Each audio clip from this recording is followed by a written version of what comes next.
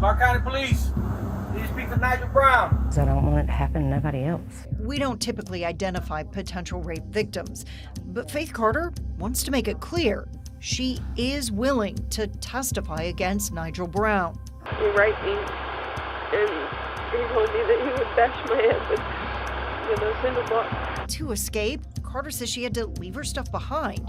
A bag of clothes, some pens, and a phone, which she says Brown stabbed with a knife. Could you tell me how I got broke? Carter also agreed to a sexual assault examination, hoping DNA evidence would back up her claim. Did you have any more female company? But Brown's DNA sample wasn't sent to the GBI until a month before trial, and the results weren't ready.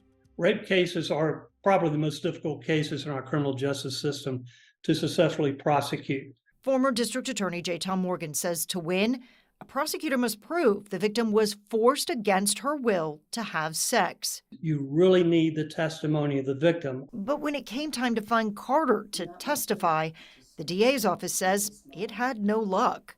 They couldn't find you. Are you hard to find? No. They knew she had gone back to Brunswick homeless. But after contacting the local sheriff and a few others, the DA's office gave up. Did you hear from the district attorney's office at all? No, not at all. Did you have any idea that this case was going to go to trial? No. Without Carter's testimony or that DNA evidence, instead of asking the judge for more time, District Attorney Deborah Gonzalez dismissed the charges. Attorney Kevin Epps is now trying to help Carter get her day in court.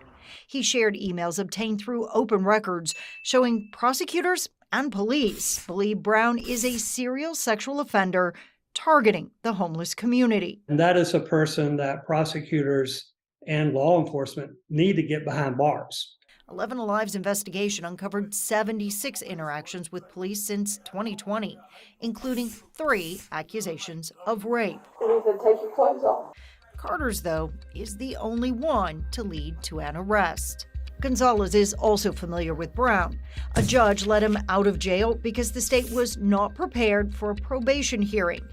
Being prepared, though, takes staff, and Gonzalez only has 7 attorneys in an office funded for 17. Morgan says that can also impact the office's ability to stay in touch with victims. It is a lot of hand-holding, and without that hand-holding, victims feel abandoned by the criminal justice system. Nigel Brown has pled not guilty. His defense attorney filed a motion for a speedy trial, which means the district attorney only has until mid-July to get this in front of a jury. It is now up to the DA and the judge to decide if they can make that happen.